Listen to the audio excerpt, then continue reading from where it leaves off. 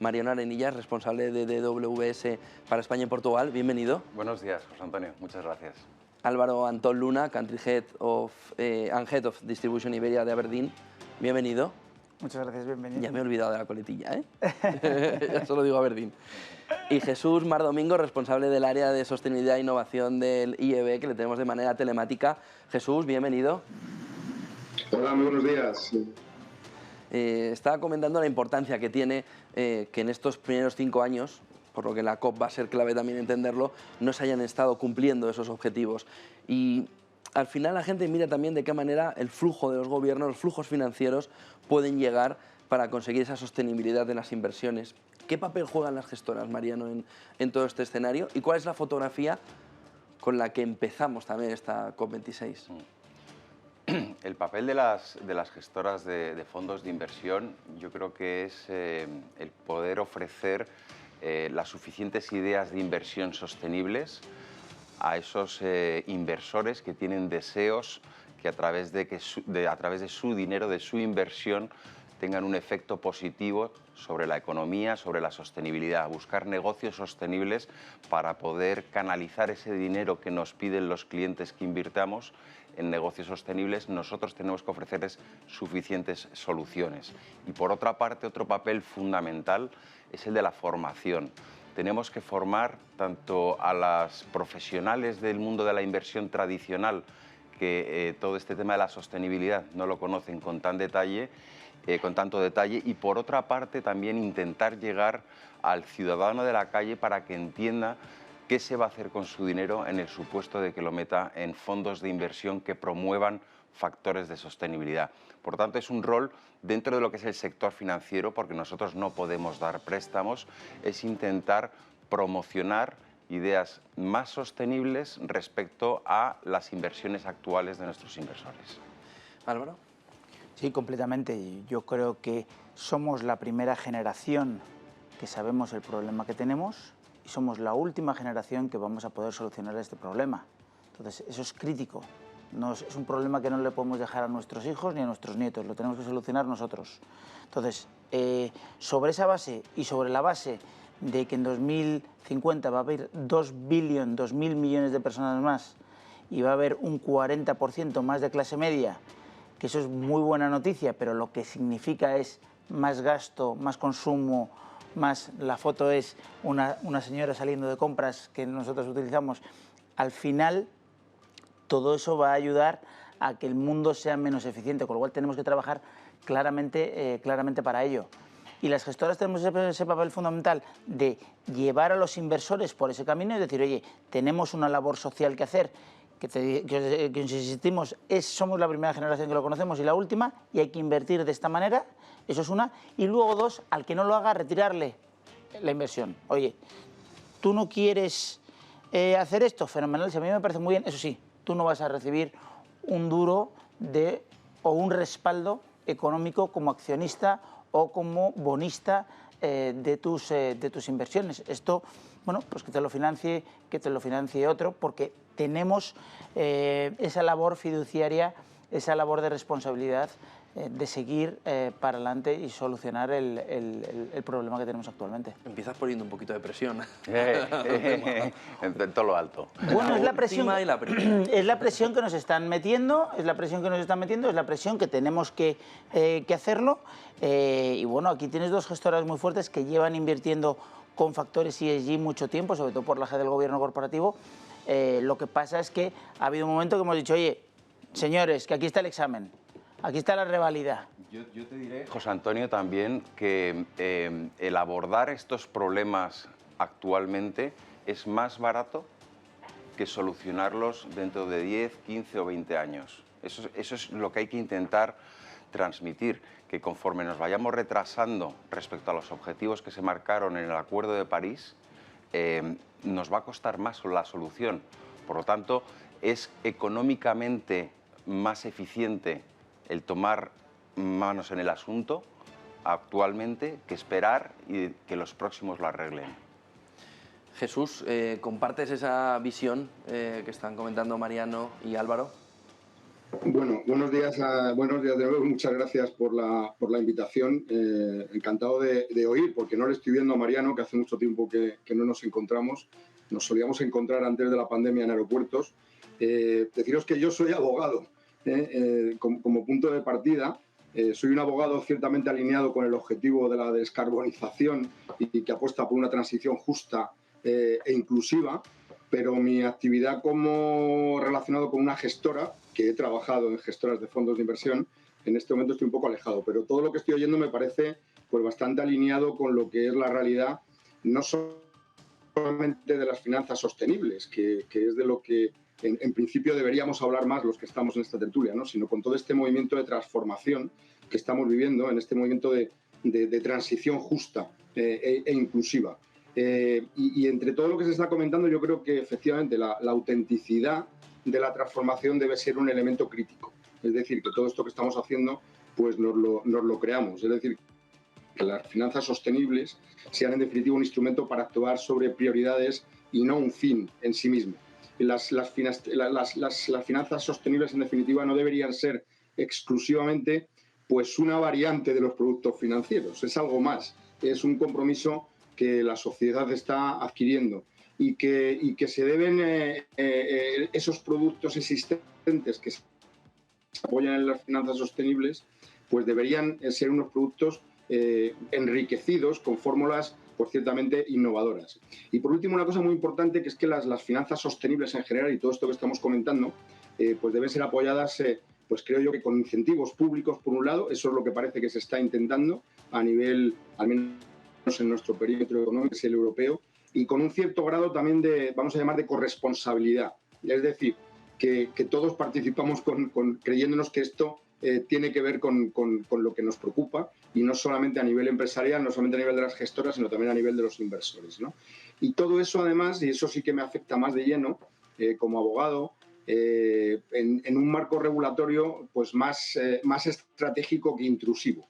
Los últimos acontecimientos o catástrofes que hemos vivido en el sector financiero pues se han intentado resolver con tsunamis financieros, y probablemente tendríamos que pensar más en un desarrollo regulatorio estratégico que no inclusivo, y que además, y esto lo estaba comentando antes Mariano, pues que el sistema desarrolle también capacidades adecuadas para las nuevas competencias profesionales.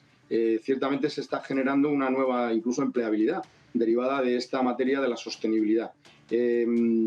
Por tanto, no es una revolución de las élites, sino que debe ser una revolución que afecta a todo el mundo y que los ciudadanos se deben sentir cómplices de este cambio, y las finanzas sostenibles y los productos financieros, en definitiva, creo que deberían responder a esas necesidades. Todo esto para decir que comparto plenamente lo que dice Mariano y Álvaro, pero que os lo cuento desde mi perspectiva más jurídica, y también como responsable del área de sostenibilidad e innovación del Instituto de Estudios Bursátiles, en donde, siguiendo la línea de Mariano, pues estamos tratando de crear un centro de formación adecuado, con los mejores profesionales y pensando en estos principios que os estoy trasladando, que en definitiva son los que voy aprendiendo de todo el colectivo que se va reuniendo en torno al instituto. Mariano, muchos inversores se preguntan, bueno, ¿y qué hace DWS en este capítulo? ¿Cuál es su aportación? Bueno, nosotros desde hace ya varios años, como casa de origen alemán, todos los temas del ecosistema, medio ambiente, ha tenido bastante peso. Nosotros lo que intentamos es ser lo más transparentes posible sobre los procedimientos que nosotros utilizamos a la hora de proponer inversiones. También estamos desarrollando motores de gestión de datos, porque el mundo del ESG, si está teniendo ahora un desarrollo tan importante, es uno, por la concienciación social que existe y concienciación de gobiernos que están poniendo en marcha nuevas regulaciones, pero por otra parte también todo el mundo, el sector financiero, está siendo consciente de cómo los negocios en los que están invirtiendo tienen menos resiliencia en sus resultados a estos eventos críticos que está habiendo en el medio ambiente y, lógicamente, lo que nosotros hacemos es buscar a aquellas empresas que tienen menos riesgo respecto del cambio climático, aquellas empresas que están contribuyendo más a minimizar o mitigar esos efectos o adaptar esos efectos. Por lo tanto, nosotros lo que estamos haciendo es, por una parte, poner esa información que nosotros recibimos, que muchas veces no es homogénea por parte de las empresas, la estamos tratando y la estamos intentando ofrecer a los inversores para que, no siendo ellos expertos del mundo científico, porque ahora estamos hablando de toneladas de CO2, pero nadie nos imaginamos lo que son las toneladas de CO2, pues estamos haciendo un esfuerzo muy importante para que todas esas métricas que son tan técnicas las podamos trasladar al mundo minorista y podamos decir, en vez de se emiten tantas emisiones de CO2, pues es como si un coche estuviera dando vueltas al mundo durante X años, ¿no? Entonces, estamos intentando bajar un poco el nivel de tecnicidad de estos aspectos del medio ambiente al cliente minorista. Estamos buscando negocios que no solamente busquen la sostenibilidad, sino que financieramente también sean rentables,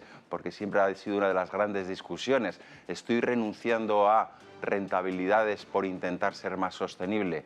Nosotros hemos hecho un metaestudio, que es un estudio de estudios de más de 2.000 compañías, de más de 2.000 estudios que hay ya sobre sostenibilidad, en los que se menciona el efecto que tiene sobre la rentabilidad, y podemos concluir que en más del 90% no tiene un efecto negativo sobre la rentabilidad, y en más del 20%, ¿vale?, de ese 90% hay un 20% que tiene un efecto positivo. Por lo tanto, tenemos que ser el hilo transmisor de todas estas ventajas hacia las empresas, y en DWS lanzando pues, fondos de inversión, que es lo que nosotros sabemos hacer, tanto sobre activos líquidos como activos ilíquidos, pero que de alguna manera o tengan efectos positivos con el medio ambiente o por lo menos no contaminen tanto como sus competidores dentro del mismo negocio. Álvaro, comentabas al inicio la cantidad de años, ¿no?, que lleváis haciendo las dos gestoras ese esfuerzo en sostenibilidad, incluso antes de que entrara ya como algo necesario.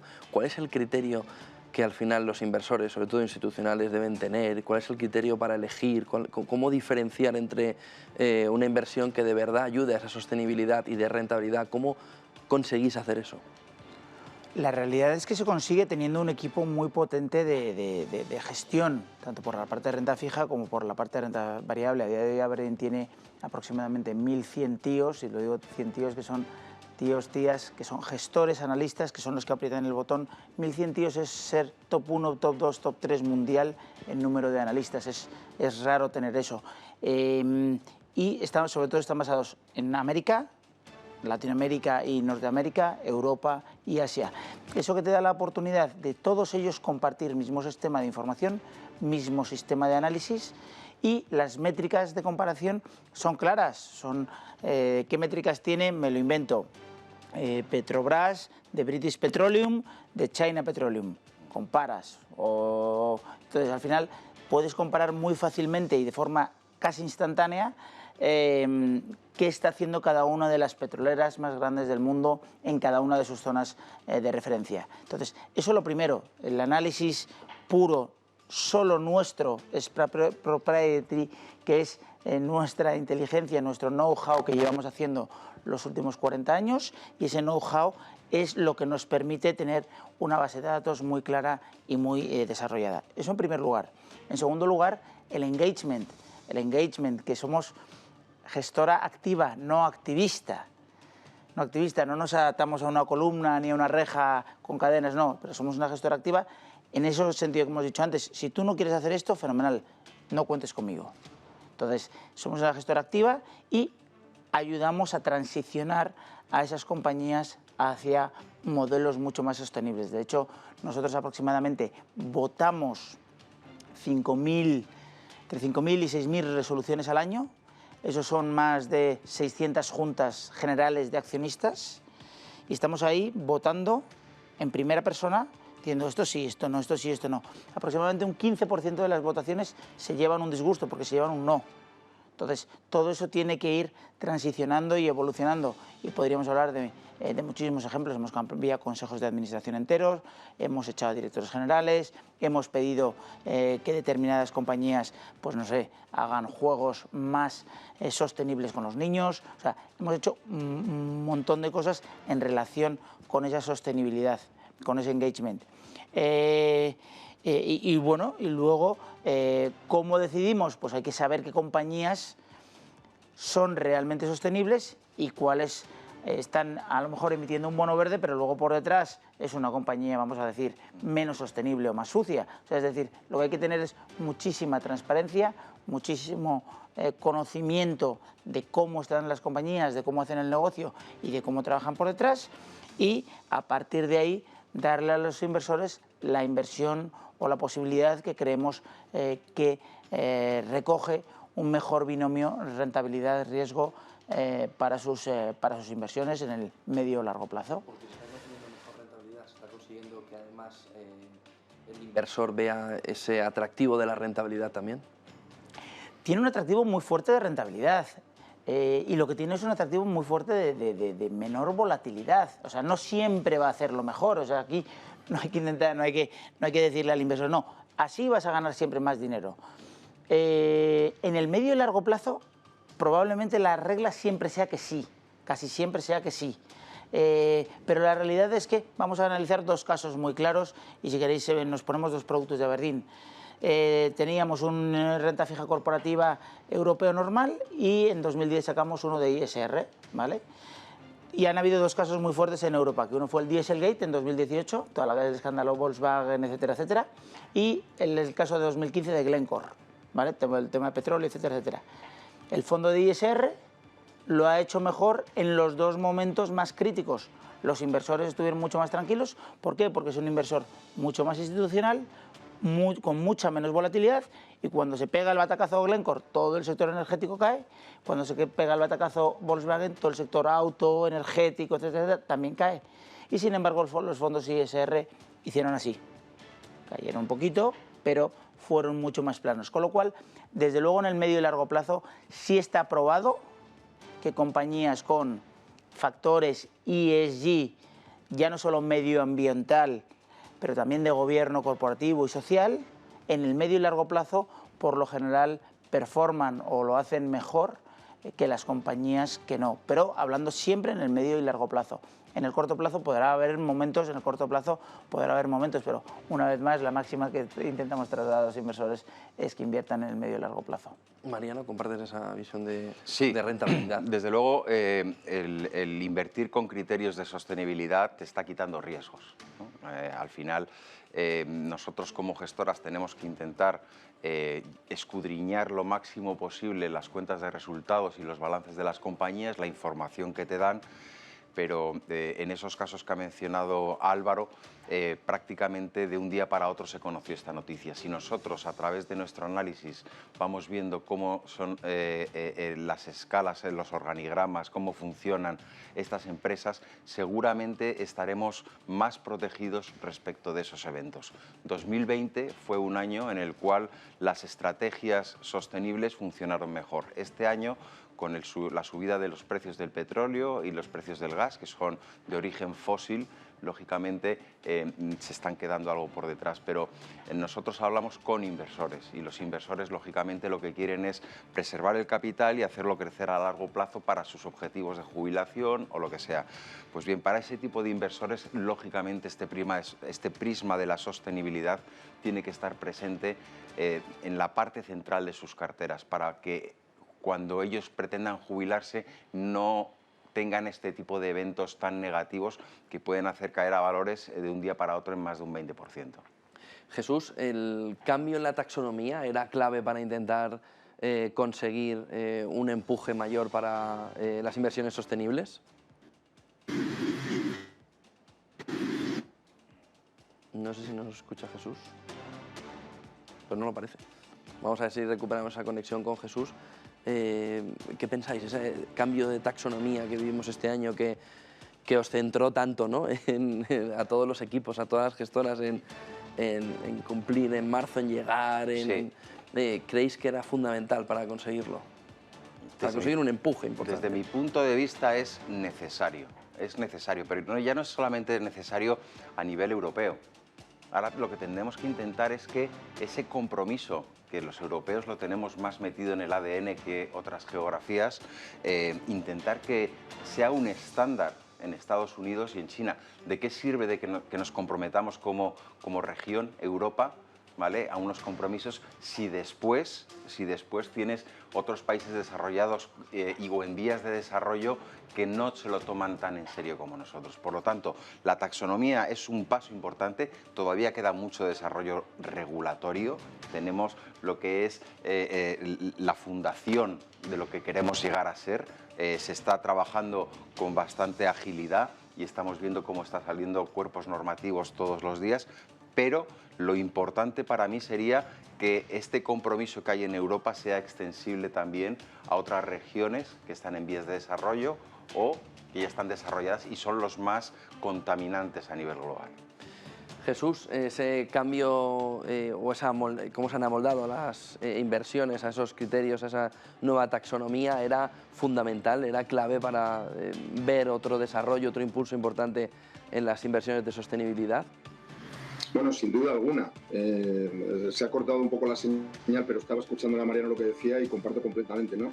El cambio climático como punto de partida que hemos comentado y estamos comentando permanentemente conlleva pues un número de retos relevantes, tanto para la sociedad como para la economía y en particular para el sistema financiero. Y de cara a poder dar una respuesta a este cambio climático, pues es necesario comprender mejor todas las características de los riesgos asociados al cambio climático. Y para ello se hace necesario este examen de taxonomía que nos permita pues, no solamente comprender mejor estas características del cambio climático, sino también qué transformaciones son necesarias realizar para que se permita alcanzar esa economía neutra en carbono. Desde luego, el Plan de Acción de Finanzas Sostenibles, que se deriva del Plan Verde de la Unión Europea, lo tiene muy claro. Y dentro de los 3 grandes objetivos que se marcan para la consecución del Plan de Finanzas Sostenibles, especialmente para los gestores de activos, y dentro del primero de los objetivos, que es la reorientación de todo el flujo de capital privado hacia inversiones más sostenibles, pasa necesariamente por una taxonomía. Y como comentaba Mariano, vive un permanente desarrollo de fijación y aclaración.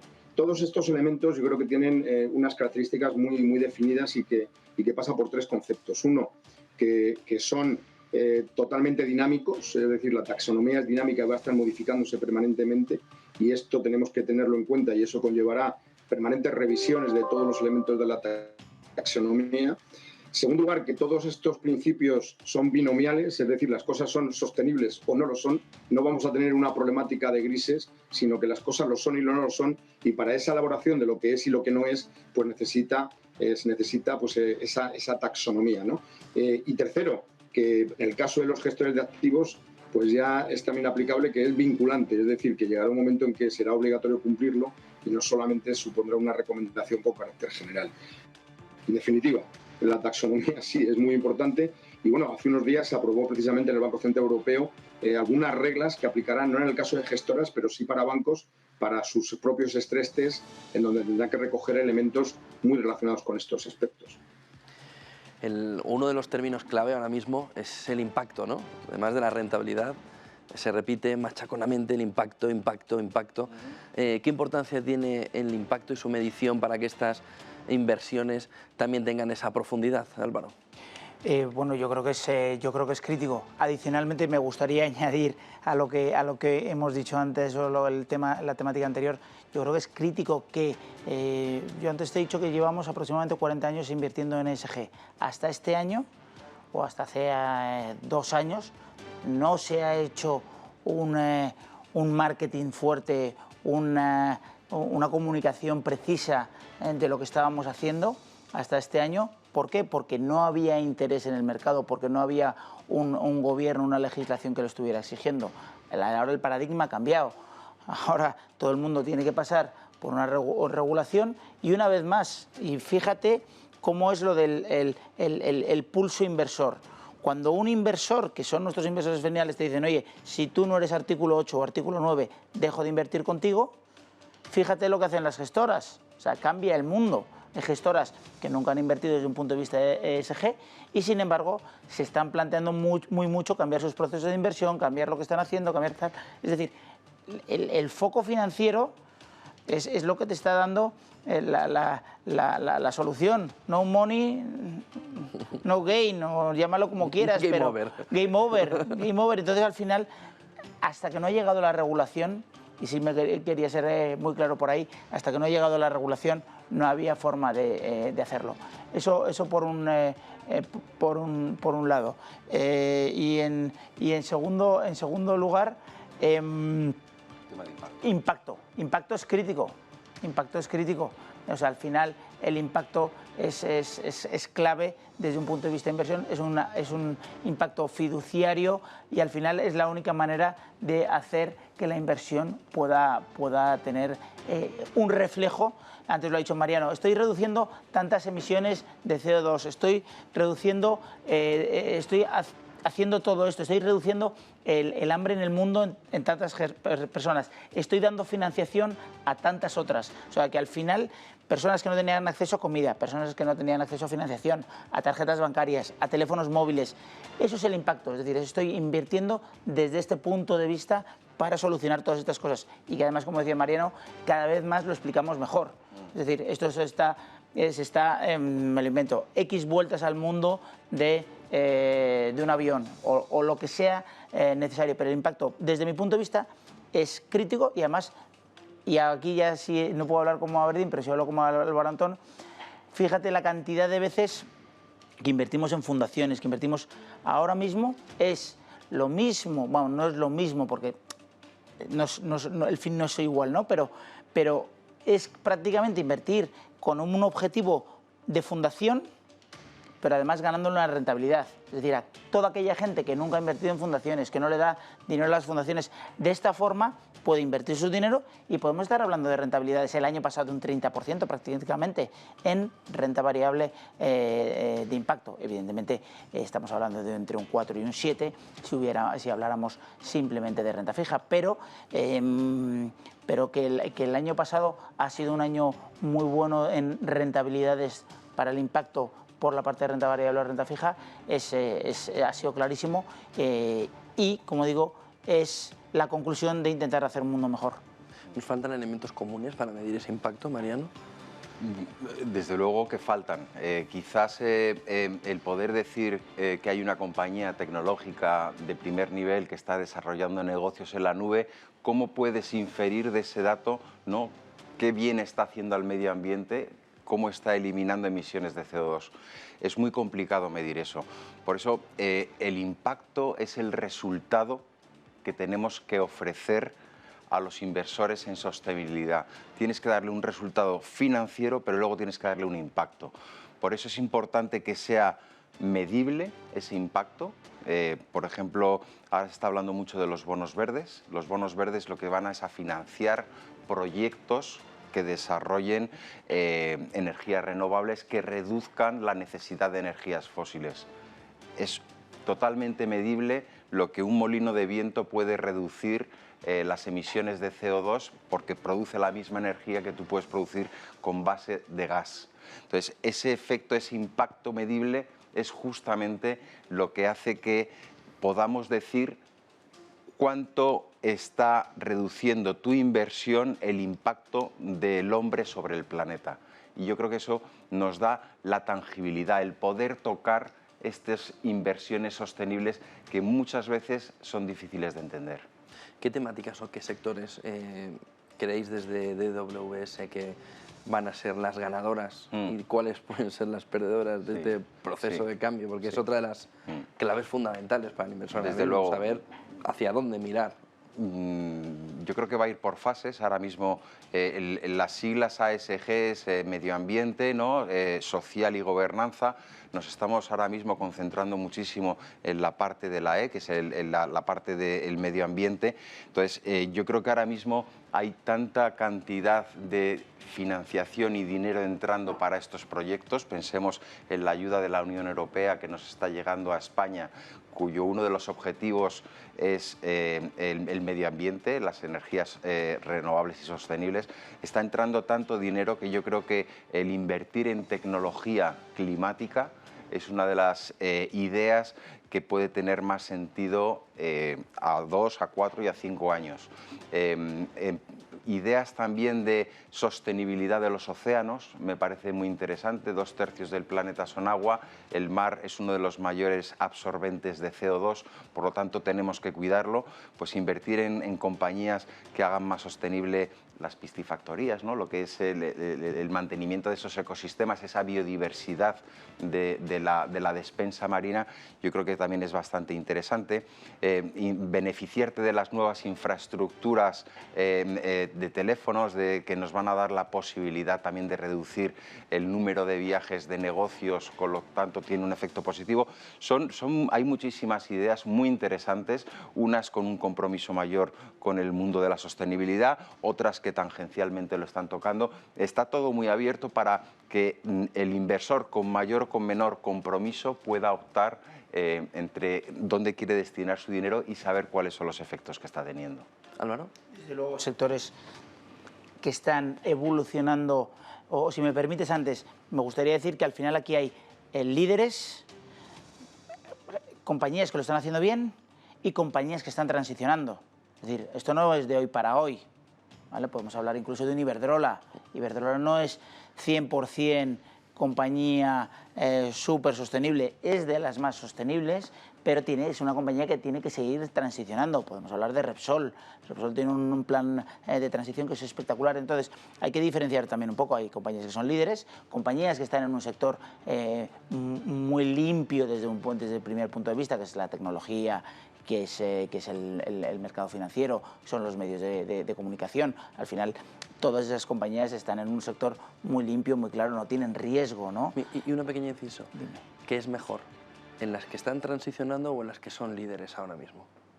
Bueno, hombre, yo creo que lo mejor está en el balance. En el balance, porque además es lo que también te puede dar a lo mejor una rentabilidad riesgo más apropiada a los diferentes modelos de inversión que tengas. En efecto, los líderes les van a venir copiando el resto, ¿no? Pero también tienes una posibilidad de a lo mejor ganar más rentabilidad, pero yo creo que el balance en general es bueno, hay que combinarlo. No hay uno u otro, no hay uno u otro. Yo tengo que tener una cartera y lógicamente no puedo estar exclusivamente en tecnología, que no tiene prácticamente impacto de CO2 y lógicamente será de las compañías más sostenibles del mundo. Lógicamente también tendré que tener sector energético, pero dentro del mundo de la energía tenemos compañías que dependen mucho más de esa parte fósil y tenemos compañías que ya tienen dentro de su mix de energía unos porcentajes más altos de energía renovable. Entonces, no es uno u otro. De hecho, no se puede dejar de financiar a estas compañías en transición. Es lo que mencionaba antes Jesús Mardomingo, ¿no? Decía, oye, tenemos que tener una transición justa. No podemos cerrar los ojos a las petroleras porque sean grandes emisores a través de su producto, ¿no? del refinado del petróleo. Ayudémosles. No, ayudémosles, no, es que también puede haber oportunidades. Fíjate, este año el petróleo, estamos a más de 80 dólares el barril. Si tú te hubieras olvidado de invertir en petróleo, pues lógicamente este año te estarías perdiendo parte de la historia. Por lo tanto, hay que mirar dentro de las compañías que tienen ese negocio, cuáles son las que tienen unos planes más creíbles y, como decía Álvaro antes, también nos reunimos año sí y año también con estas compañías para que nos digan esos indicadores que me has dado tú de transición hacia esa neutralidad que estamos buscando, dime cómo han evolucionado este año. Entonces, lo que nos estamos dando cuenta a través de la COP26 es que esos planes que teníamos para el año 2030 y 2050 no se están cumpliendo. Entonces, ¿qué es lo que busca la COP26? La COP26 busca acelerar el compromiso de los países e intentar poner esas metas que ya son ambiciosas para el año 2050 y que tienen fuerza de ley, intentar que se cumplan, que no queden en palabras vacías. Por lo tanto, es un momento súper relevante el actual para poder realmente tomar medidas sobre el medio ambiente, porque hay una expresión que a mí me encanta, no sé cuál es el origen de ella, pero no tenemos un planeta B. Igual que tú tienes un plan A, un plan B, un plan C, cuando no ocurre A tienes el B y el C, no hay un planeta B. Si la cagamos con este planeta, no va a haber la posibilidad, ¿vale?, de volver atrás. Te había cortado a medias en sectores y temáticas, perdóname. Sector financiero, sector tecnológico, sector, por supuesto, infraestructuras, son los claros ganadores de todo esto. Pero como decía, lo que es importante es combinar. Y luego hay que aferrarse mucho a esos objetivos de Naciones Unidas y esos principios de Naciones Unidas, que es lo que nos va guiando con esta sostenibilidad. O sea, al final conseguir esos objetivos o ayudar a conseguir esos objetivos de Naciones Unidas es lo que va a ser crítico, porque cuando falle uno de esos principios a cualquiera de unas compañías, esas compañías por lo general sí van a ser excluidas del horizonte de inversión, fuera.